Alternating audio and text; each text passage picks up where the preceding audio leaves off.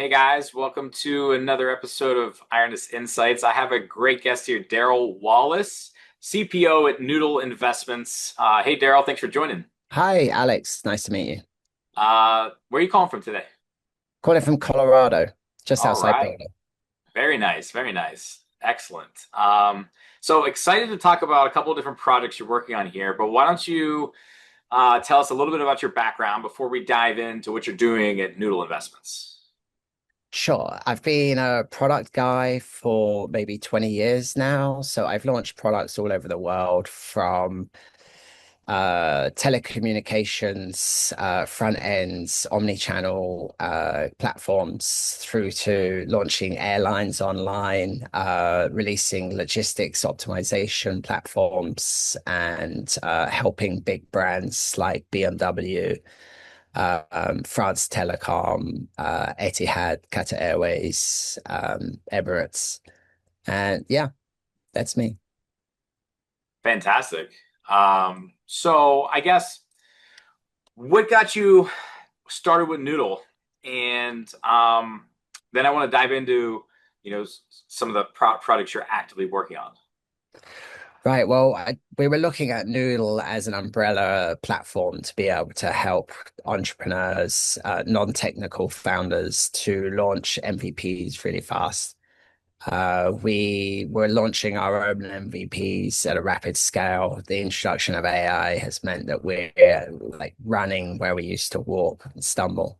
So, Noodle Investments has launched products in the golfing world, in um, tennis, racket sports. We're focused right now on maritime AI, data room, workflow.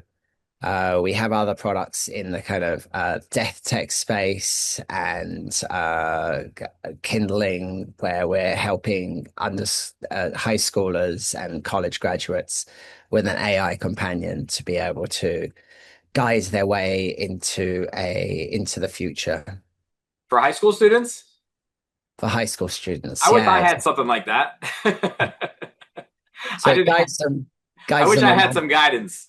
Yeah, yeah. That's what we found. We found that building up a relationship with a child through AI can enable you to develop their skills and interests. There's a Plutarch quote that a mind is not something to be filled, but a fire to be lit. Mhm. So, yeah. I think it's really interesting. It's AI is really, of course, it's making everything more efficient, but it's also changing how you have a relationship with yourself and how you kind of start figuring out the world, right? I mean, and these kids now are Gen Z are growing up with it, right? That's Um, I'm a millennial, and I grew up when the internet was starting, and you could do AOL. um, yeah, I mean, it's very exciting to see where it's going on. I mean, you're doing a lot of stuff, man. I mean, you're juggling startups across all these different logistics. What's some of the operational challenges you have at your company when you're managing multiple ventures at once? I mean, it has to be a lot, right? Yeah, I mean, it's a quantum shift to AI, so we're finding it sometimes tough to find the right candidates, engineers, software engineers who are really embracing the tools. A lot of folk are hesitant to use tools like Replit, Claude Code, Cursor, other tools that can speed up their work. So we're finding that there's a big divide between candidates. Yeah, financing is interesting. There's a lot of movement towards AI in the whole VC space. So, like, aligning everybody's doing an AI startup nowadays. So, Yeah. differentiating yourself in front of VCs and putting together an MVP and getting traction is the kind of the classic struggle for any product. Yeah, absolutely. I mean, you mentioned something interesting. You're getting pushback from actual engineers that they're not using AI. I mean, most of the ones I'm talking to, including like myself, love that stuff. I mean, it's Yeah. Claude Code and Cursor. Like, I mean, these are basics now. I think there's a lot of people who've been brought up on ITEs that look at their ITE as an essential part of the software program for software process. I think now, if you look at RAGs, there's a number of stages where you're kind of starting off just doing prompts, building out code there. And then there's another stage on where it's you're using RAG, you're using prompts, you're using different AI models to teach other AI models to build. It's that jump that it takes a few months, I think, of getting yourself used to the tools, but moving over to RAG and having AI teach teach what needs to be coded is it's another quantum leap, I believe. Yeah, yeah, no, that makes sense. That's really interesting.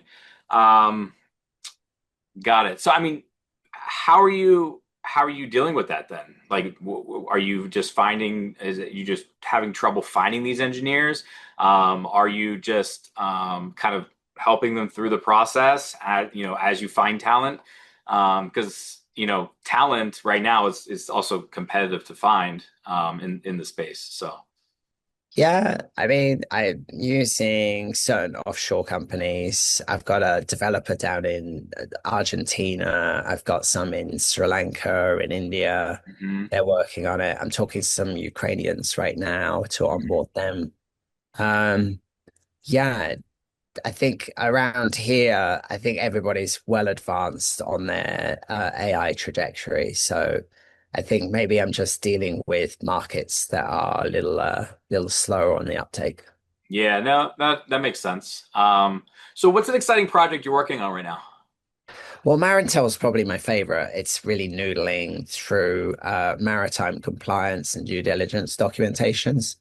So we're teaching an AI to classify documents, extract the key metadata, reason and analyze cross documents for inconsistencies. It's also a workflow platform, so there's a whole multiple users coming in and accepting or rejecting different documentation, generating new documents, yeah, superseding documents over others. It's a beautiful product to present to users because it takes away so much complexity that they've had to face in the past, chasing down, redlining different parts of contracts, of insurance deals, of everything from hull and machinery on a ship through to laying its keel, the superstructure on board, the different components and equipment that go onto the ship. It's a huge space that, yeah, for somebody like me, I'm just noodling my way through it and making my opinions known and my insights known through the team, so they're able to make a product that's gonna delight the end user. I like how you use the term noodling in your Noodle Investments. Yeah. So Noodle Investments has Noodling Studio, which does the actual work. Noodle Investments is the interface with VC and startup capital and accelerators and incubators. So our studio is where the actual work is done. Got it, got it. So if you could automate, one painful process across all the businesses you're involved with, I mean, what do you think that would be? Du- Duplicate, clone myself. Uh, I think looking at it, how would I automate more? Um, yeah, I mean, just learning to time box. There's some kind of classic kind of human to human communication gaps that we're going so fast that often it's it's some of those classic. We change the port, or we change the Git repository, or those things that like are lost in the change, and Yes. so it means rework. And so just trying to find those areas where we can minimize rework is essential. Yeah, I mean, no one wants to do work twice or, exactly. And that's certainly not efficient. Got it. Yeah. No, I can definitely relate to that. I mean, there's nothing worse than going back and then doing something over again where it can be avoided, right? Yeah. Yeah. Yeah. So working with my software engineers and guiding them through the instances that we have, and then somebody moves something and then it's like, oh, it's not working. And it's like, why is that? Oh, port number was changed, or the yeah, we moved to another Git repository, or there was a fork in the code and we're trying to move branch back. And yeah, yeah. It's almost a Classic. relief. It's like, something, very fixable, but it's still still definitely a pain, right? Yeah, it's time zones, like yeah, and moving around. So you kind of half expect people in India to be waking up around 10 p.m. our time here. And then sometimes they're up at 6 or like our time, and they're thundering away with work, and it's like, oh, I didn't update you on the latest. And yeah, yeah, so minimizing rework is essential in product development. Yeah, interesting. So, I mean, dealing with time zones when you're working with staff and employees abroad, that's actually an interesting point you brought up. Yes, I mean that's a real challenge, right? When you especially if you're juggling multiple time zones and it's the end of day for you. All right, I'll brief everyone tomorrow, but then as you're sleeping, they're firing away with the with the old info, right? And it's like crap, so. I'm finding I'm working at like 11 or 12 p.m., like getting them set up and working effectively. And then I'm waking up in the morning and I'm getting to see their work. So as long as they don't ha hit any blockers while I'm asleep, it's usually a delightful experience. Yeah, exactly. You wake up and it's done. Yeah, very nice. That's definitely nice. So, how are you getting most of your business? I mean, you obviously what you're doing is working, right? So, I mean, what's driving that and what makes you like target a specific company? So I'm the CPO. I'm dealing primarily internally with the product. Yeah. I do product demonstrations and I interface with the VCs when it comes to product time. But generally, it's the CEO, my CEO, Sotiri, who is out there talking to clients. We're building up word of mouth, Mhm. demonstrating through one product and another product of our capabilities. So right now we're in the early stages, so like word of mouth is essential right now. Yeah, definitely always building up that referral base and if you treat someone right and you do a great job, usually hopefully I mean the idea is they'll return the favor, right? Right, that's right. Those recommendations are worth gold. Yeah, yeah. Um Interesting. So y- with maritime compliance and freight logistics, I mean we talked about a little bit this offline with the trucking industry and a company called Vector. Where do you think those industries are, why are they so outdated from a technology perspective? That's a good one. Airlines have it as well. Yeah. Their old systems, they Hmm. might have the most advanced systems on the aircraft, and including maritime. So they're investing in autonomous navigation equipment, AI hubs aboard ships. They're slow about getting on there, but like often the technology needs to be at a certain point. They need to ruggedize it. It needs to work in stressful environments like aircraft. So that technology takes longer to get into people's hands than classically, consumer or enterprise facing products. Um, there's a cycle in it. I see with airlines, like any time that their profits are up, then they're investing heavily in their IT. As soon as their profits get like shrunk, they they claw back. So there's an inconsistency in the time, but they certainly have leaps forward from time to time. Maritime is, yeah, it's stuck in the past with a lot of paperwork. There's only recently coming out with electronic bills of lading. It is complex. The logistics space is complex. We're doing a product in Greece right now for a logistics firm, and they're running cold freight from Greece and southern Europe into northern Europe. And the complexity of doing bills of lading, delivery notes, like the stops that a driver needs to make, the intermodal nature of getting onto a ferry or moving equipment from a truck to a river barge to a train. That whole environment has been run on paper for so long. Yeah. We're moving away from it. There's some good government guidance on that, and there's also similar stuff in New York with their blue oceans, blue. I've forgotten the name. There's a program to bring freight, road freight to ports around New York and bring them across the waters and like connect them with smaller trucks in Manhattan. Um, and so that when there's a government approach and there's a so in Europe they're doing the same with what's called the fit for all approach to intermodal transport. Hmm.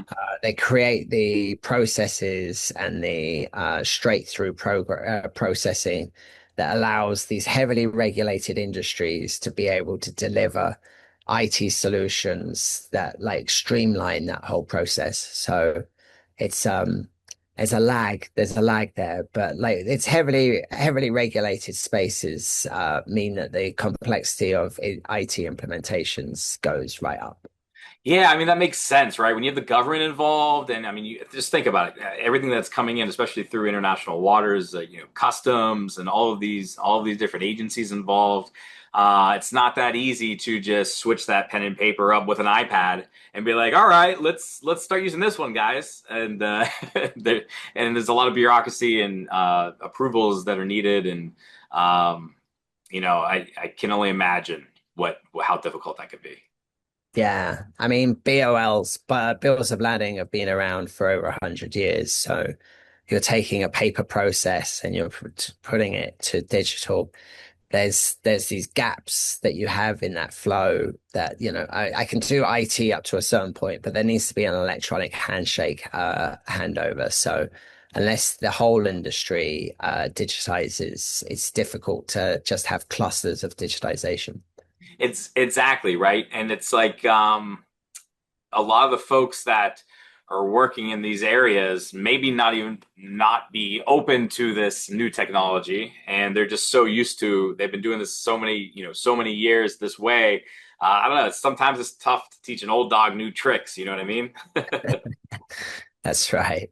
That's Yeah, right. Well, there's a crunch time happening now with the complexity that like the senior staff, the boomers who are retiring now, they're leaving with their knowledge, and this is an opportunity for yeah. AI to come in and guide the new Turks, the young Turks into the new technologies. And they're expecting it, like the younger generation are expecting these kind of Sure, tools. sure. Yeah.